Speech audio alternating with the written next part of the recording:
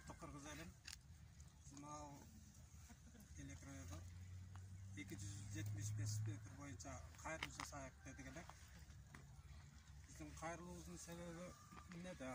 Ошол 275 метр чыгып бүтпөйт. Ал чекип коюлуш керек да негизи. Ал жер негизи биз өтүп жүрөбүз, как сопур менен өтүп жүргөн ал жерден.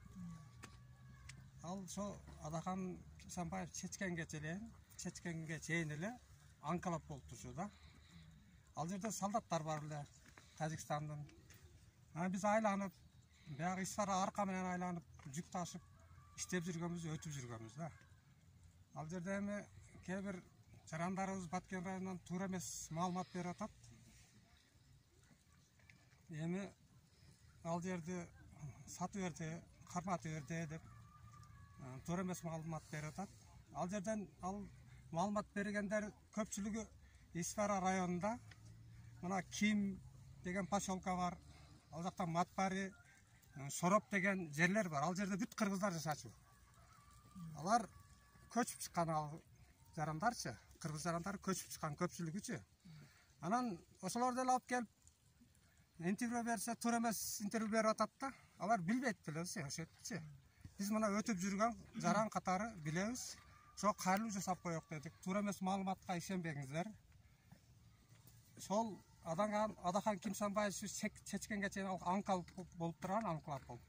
Анан ошол 275 метр чечилгенден кийин анан көпүрөнү оңдоп, Тажикстандын солдаттарын алдырып, көпүрөнү салып, жолду салып койгондон кийин анан Лейлек районуга, мына Баткен районунун жарымыга бүт чоң жүк ташуучу машиналар каттай баштаган, фуралар каттай баштаган. Катар мына арка жак бүт Лейлек районуна катар заправкалар түшө баштаган.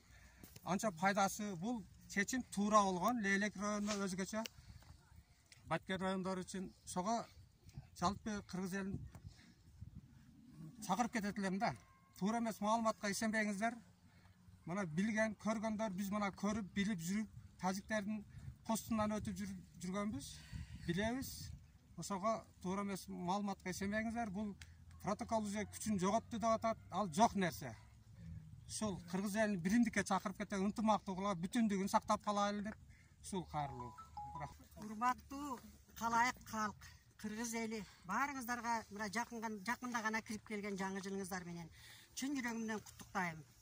Баарыга, ар бир адамга, бүткүл кыргыз элиге тынчтык, ынтымак, бүтүндүк, ушу быйылкы жылы токчулук, молчулук, жакшы жашоолорду алып келишин мен Алладан тилеймин.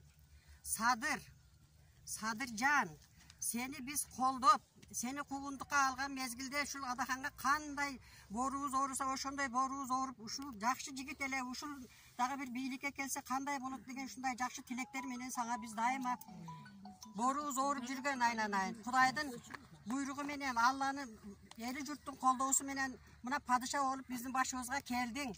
Бул падыша дагы бар эле боло бербейт. 6 миллион кыргыздын ичинен буйруп сен падыша болдуң.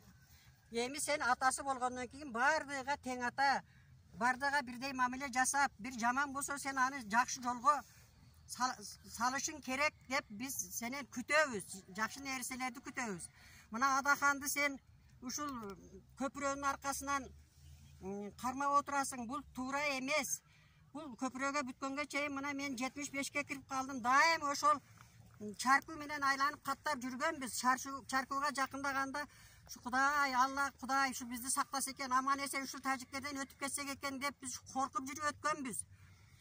Жаш 20 жашка кирген тажиктин солдаттары автоматтар менен машинанын ичиге кирип алып, басмачыларды кармагандай болуп, бизди коркутуп, бардыгыбыздын паспорттарыбызды текшерип, ар бирибиздин көзүбүзгө тике карап туруп, жаш келиндерди, жаш балдарды алып түшүп кетет эле. Ояка алып баргандан кийин энди эмне кылса өздөрү кылгандыр да. Мен көзүм менен көргөн эмесмин го, көрбөсөм дагы байкап, дайыма коркуп, ошентип өтүп жүргөнбүз. Ошондой мезгилдерди, ошондой кыйынчылыктарды эске алып, бийликтегилер бардыгы ошо шартка жараша ошол мосту бүтүргөн.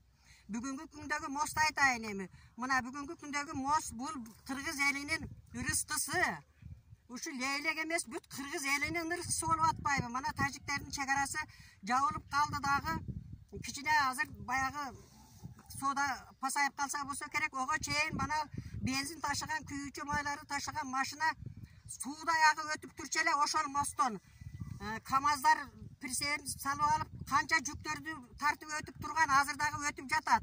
Бул биз эле эмес, мына ошол бизнести жүргүзгөн бүт кыргыз элинин ырыскысы бул. Биз ырыскыбызга чычпай айланайын. Мосту баана кылып сен Адаханды мындай кыйнабагын. Адаханды кандай кыйнасаң, биз Адахан деп жүрөгүбүз соккон элдин баары биздин жүрөгүбүз ооруп атат. Адахан иштесин, парламентти законго салып, күчтүү парламентке айлансын, биздин айландырсын, биздин үмүтүбүз ошол. Парламентте 5-чи микрофон элдин үнүн угузуп турсун. Biz senen kütöbüz, biz senen kayrılağız Adakhandı bütürüp bugün erteden başta işe kirsin dep kayrılağız. Kırgız bir tuğanlarım, buna biz şu yıldale bolup kelatkan 275 metr yolun arkasına leylek sülüktü rayon şehirlerinden yakşı malumat kelip oturağız. Hazır şu kandayla bolganda şu 275 metr yol hazır oyunçuk bolup kaldı. Yermek bolup kaldı bunday çektiğinde. Ben oşal 2007, 2008, 2009 yılları şu leylek sülüktü ne kılıp taksavat etçiyordum oşup batken işkeklerge. Oşal kezde bizde dispiyetli ona Türkçe tüz yolumuz yok edi. Biz şonda çerez ona çarkı son menen surf şonda çıkıp keteterek. Eşette Taciklerin tamoynileri turup Daje ona bizde tekşerip toktatıp şu pasajirlerimizi düşürüp alıp arkanda yollar neye kıynap neme ötken. Daje biz oşalda 3-4 saat turup kalan günlerimiz de bol жүрген. Biz biliriz, sonda kança iylagandar da boldu, külgenler da boldu. Oşondan keyin 2009 yılları Adakhan Kimsanbayevich buna yoldu Türkçe yolunu bayağı tüz nemeni çeçip ne kılıp koygan eken. Oşondan başlap buna posu yok, tamoyni yok, elderiz bari jırgap patlap neme olup aldı. Kuraga şükür şondan beri elimiz leylek sülüktü, eli kıynalbay barıp kelip turat ele. Hazır uşul kayradan kozgolup hepte şu Adakhan Kimsanbayevich'e puttos kolduk bolup atat.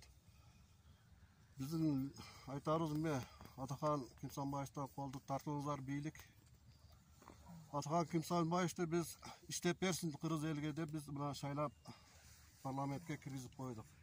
Emni Adakhan Kimsanbayevich'ti boşattılar, iştesin el üçün, yer üçün. Кадырлуу калың журтум, урматтуу кыргыз элим, биздин бүгүнкү Leylek району Испанак шаарчасыга жыйылганыбыз себеби адилеттүүлүктү талап кылып, адилеттүүлүктү издеп, мынау азыркы постто турган бийликтегилерге кайрылуу жасап жатабыз. Бийликтегилер азыр Мадмаровду улам эле парламентке жакындатпаш жолунда болбогон 275 метр болгон кыргыз пайдасыга чечилген протоколду жокко чыкса деле ошонун аркасынан Мадмаровга өтө басымдуулук жасап жатат. Биз калың журт, калың эл Мадмаровдун аркасынан буга каршыбыз. Сиздерден суранарыбыз, чечкиндүү болуңуздар, адилеттүү болуңуздар, бийлик ээлери. Биз ар дайым Мадмаровду колдойбуз, колдой беребиз. Анан туура эмес маалыматтарды мынау кече келип Бекзат 5-10 адамды жыйыштырып туура эмес маалымат берип кетти. Ал вообще туура эмес. Мадмаров эч качан төрт көчө деп айтылган эмес. Чечинтирген келиндерди чаркөө деп айткан. Алар келип төрт көчөдө мындай болгон эмес деп келиндер чыкты. Туура эмес келиндер. Билип билбей сүйлөгөн келиндерди Аллахым өзү жазаласын. Түшүнбөй маалымат бербеңиздер, сиздерден сураныч. Биз дайым эл Мадмаров мененбиз. Адилеттүүлүктү талап кылган элбиз. Madmar'dan kolunda. Madmar'dan kolunda tar. Madmar'da parlamentte görürüz gerek. 5-ci mikrofon istep turgan gerek. Biz men bu kırgız elimdi чындыкка чакырып кетем. Биз баарыбыз бир элбиз, бир жакадан баш, бир жеңден кол чыгарган биримдикте жүрөбүз кыргыз элим. Мына Разаков атабыз айтып кеткендей, сен ак болсоң, мен ак болсом, коом таза болот. Ошондуктан мен сиздерди барыңыздарды, мына уят сөз сүйлөгөндөрдү сүйлөбөй жакшынакай биргеликте болушубузду чын жүрөктөн каалаймын. Кыргыз элин баарыбыз бир журтпуз. Дагы бир нерсени айтып кетет элем. Ушул Мадмаров агабызды биз постоянно колдоп жүргөнбүз. Ушул жакшы адам. Ушул Разаков атабыздын ордуда деп эсептейбиз.